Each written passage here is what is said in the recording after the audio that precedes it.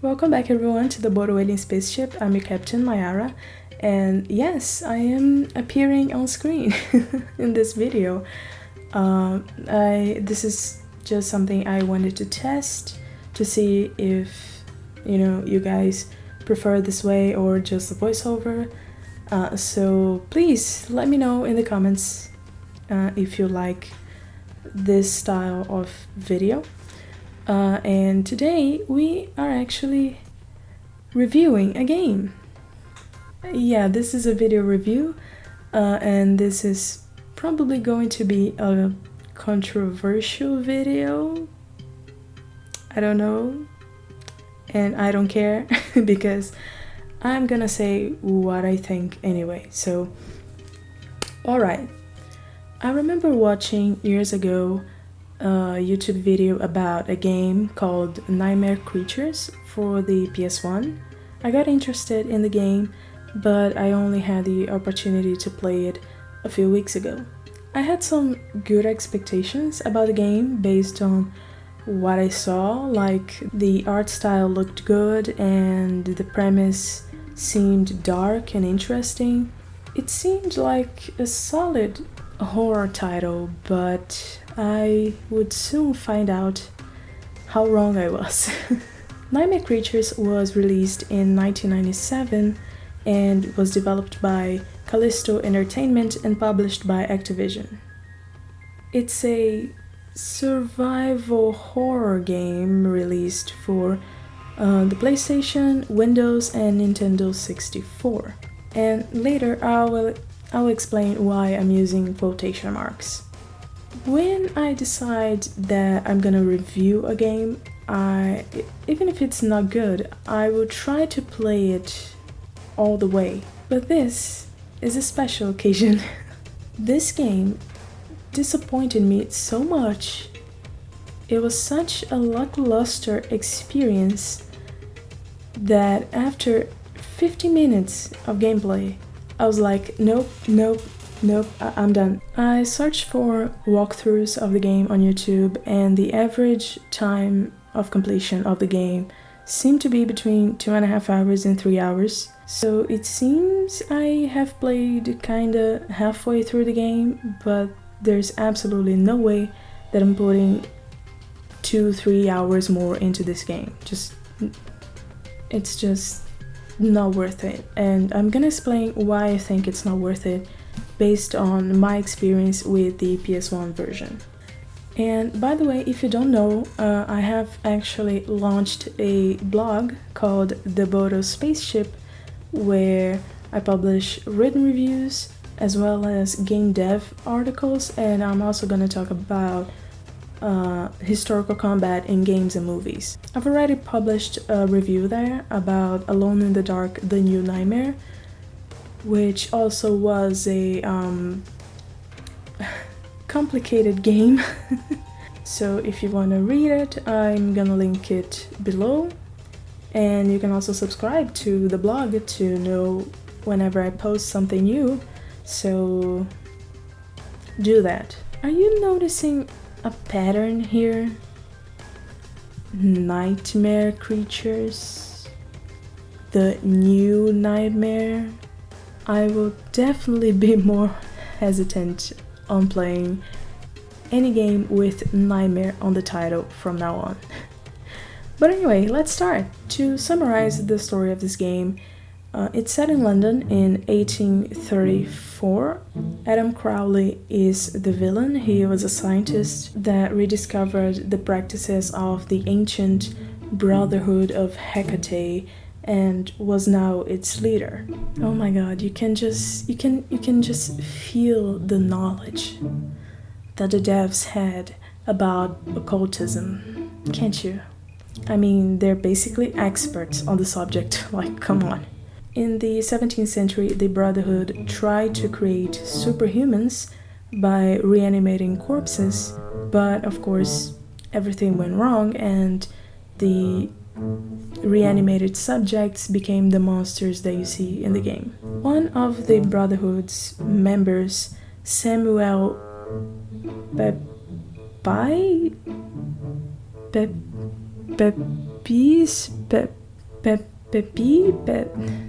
whatever, it sounds stupid anyway. He didn't like the fact that his bros were all fucking crazy, so he set fire to their hideout, wiping out the existence of the Brotherhood. That was, of course, until Adam Crowley came in and recreated the monsters and set them free throughout London.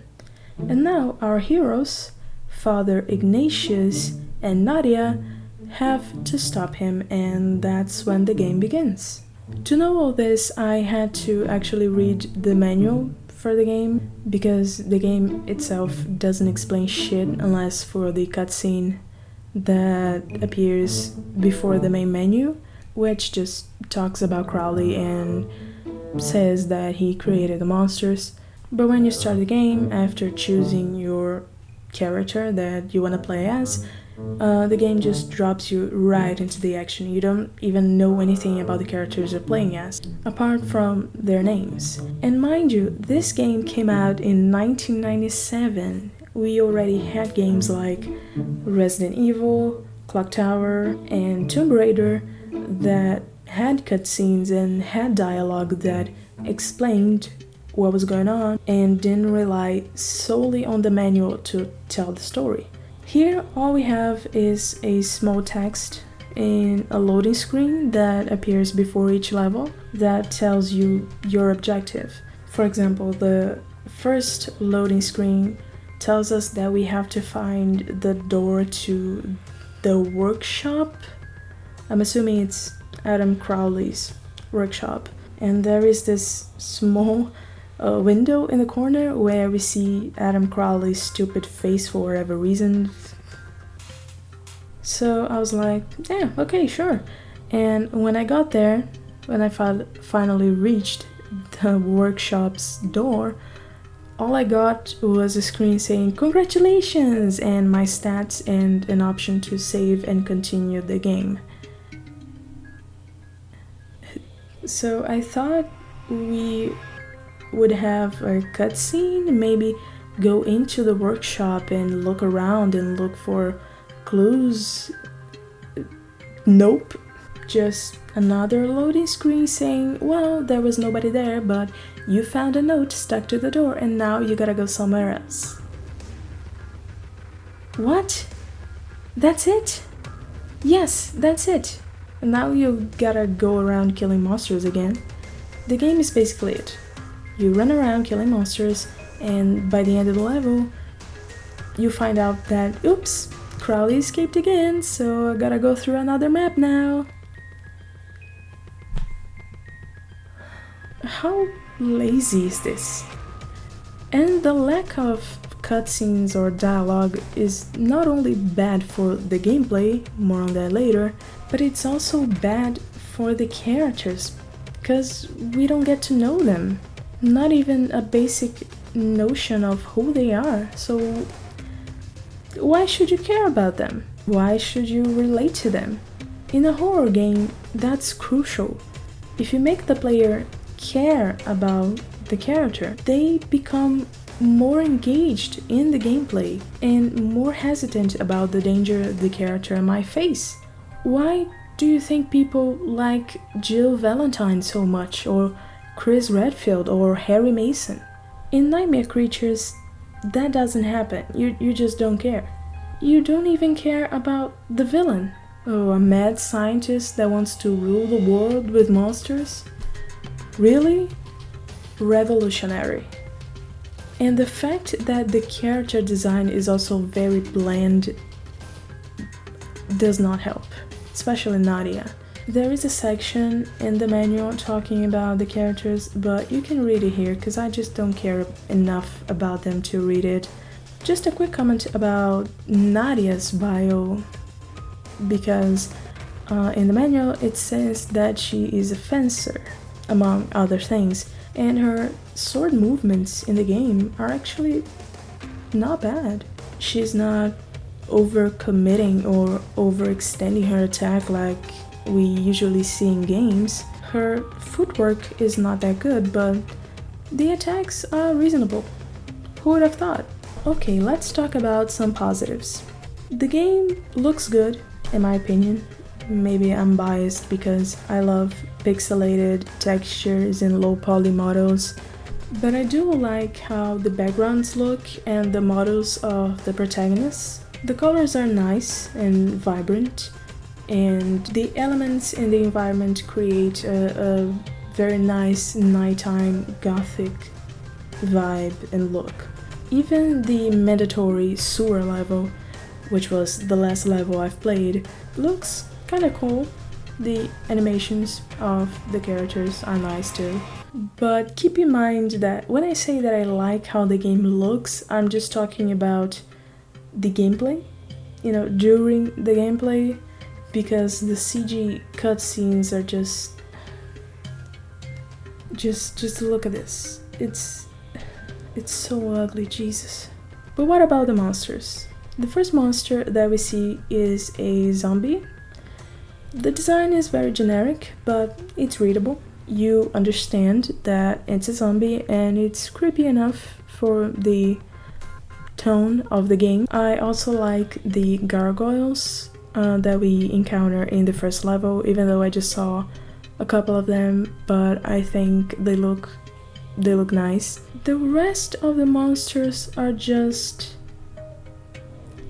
ugly. And not even like, oh my god, they're so scary and ugly in a scary way. It's more like they're just ugly and uninspired designs. Like, what the fuck is that supposed to be? What is that? A big gray man with a serious case of atopic dermatitis? I have dermatitis, so I know exactly how it looks like. Overall, I just don't find the monster design interesting or good by any means. Not even the first boss that was a four-headed serpent that spits fire. They're not even that scary, so if the game was supposed to be a scary survival horror game, it just failed in that regard. There's not much to say about the movement mechanics. It's tank controls like most games of that period, albeit a bit more fluid than most, which fits the combat mechanic that's very fast-paced, and it's the main focus of the game. And when I say the main focus, I mean it's all there is to the game. It's all you do. During the levels, you basically go around killing monsters, collecting some items, and kicking levers and buttons. Yes, kicking, because the button that attacks is the same one that interacts with stuff, which is fine, but there is no separate animation for that sort of interaction, so you just attack and the lever moves. And that's it. Once again, so lazy. You seriously could not be bothered to make an animation of the character extending their arm and pretending they're pulling a lever. There is an animation for when the character picks an item up. They could have done an even simpler animation that fits both situations. Just the character doing this. There you go, but I guess they didn't for some reason. You can also jump, but we'll talk about that later. For now, let's talk about the combat in this game. I think the best way to describe it is stun lock competition. Stun lock the enemy before it stun locks you. The enemies can defend your attacks and you can defend their attacks, so the best thing to do is just wait for them to come and attack you, and you attack them while they're moving. And once you get a hold of them, just don't stop attacking. Not even for a second. Spam those buttons until the monsters fall, because if they get a hold of you first, you're most likely fucked. And if they get you from behind, you're definitely fucked. They will not give you any time to recover. But why should they, right? It's not like the combat needs to be decent or anything. When I read the manual, I found out there is some strategy to kill some of the enemies, like using an attack of fire in one of them and cutting the arms of the other.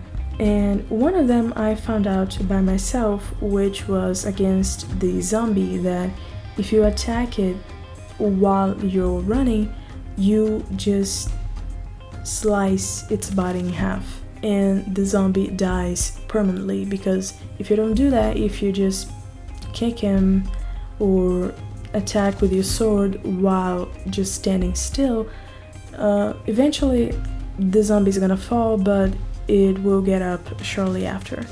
I don't know if that works with any other monster, but there's just no way that I could even try to do that with other monster that wasn't the zombie. And that's because if you miss the zombie, you can still get away with it. That's not possible with the other ones. If you miss, they will get you and you're done. So 90% of the time, you will just be walking, encountering monsters, spamming buttons to kill them. They die, you take 5 steps, there's another monster. That's it. That's why I couldn't even finish the game, because I was bored out of my mind. I couldn't stand doing the same thing over and over again without any breaks. And I could see that there was nothing worth my time there. It's not engaging, it's not interesting or challenging. There's nothing there. It's fun to just go around killing everything that moves for 15 minutes, maybe half an hour, but very soon you start to think, okay, I need something more, but there's nothing more. And that's what I was talking about when I said it's a survival horror game, because it's not. If you told me this was a third-person adventure game or hack and slash or beat 'em up, I would have totally believed you, because the experience that you get with this game is much closer to those genres than it is of survival horror. There's no atmosphere, the monsters are not scary at all, there's no sense of vulnerability because the protagonists are very skilled fighters, they do all kinds of crazy moves. There's no immersion in the story, you don't care about the characters. How are you gonna feel any kind of fear? Even when I was playing Alone in the Dark, The New Nightmare, late at night, despite all its problems, I was feeling kinda tense, invested, and immersed. If I play Fatal Frame late at night, dude, my asshole is so tight the entire time that not even a thought goes through it. But I was playing Nightmare Creatures from like 3 to 4 in the morning, and I wasn't feeling shit. I was just going with the flow and not really thinking about it. There's absolutely nothing in this game that would make you feel uncomfortable or in danger. So I don't know why would anyone call this game a survival horror game. Oh, but there are monsters in it. Do you know another game where you go around killing monsters, better yet, demons? Devil May Cry 3. Is that a horror game to you? That's actually a good recommendation. Do you want to just kill creatures like a badass? Play this game. Play the fuck out of this game. And the level design is just as boring as everything else. It's linear, there are no obstacles to overcome, there's not even a hint of a puzzle. Actually, once in a while the game remembers that you can jump, so it places a gap or some platforms for you to jump on, but it's the easiest shit ever. For me, it's not even like I'm playing a PS1 game. It feels more like a shitty arcade game that had no purpose other than to achieve a certain score at the end of each level when we see our stats. That's the sort of vibe that this game gives me. And listen, if you like that game, great, good for you. I wish I liked it too, cause then I wouldn't feel like I just wasted my fucking time. Overall, for me, this game was very disappointing and boring. It seems so half-assed in certain aspects, and it's miles away from any survival horror game of that time. And as I said, I don't even think it qualifies as a survival horror game, because I didn't see any of the elements that define the genre. But that's just me. I do think you should not bother playing this game, because there are many other good horror games in the PS1 that you can play. If you're just now getting into horror games, believe me, you can skip this one. When I was researching for this video, I actually saw that there is a sequel to this game, and you definitely won't see me playing this so soon. I need to play some good games, and there is actually another PS1 game that I'm actually playing right now to review, and I'm enjoying it a lot, so you can look forward to that. I don't know if it's gonna be a written review or a video like this one, but eventually it's gonna happen.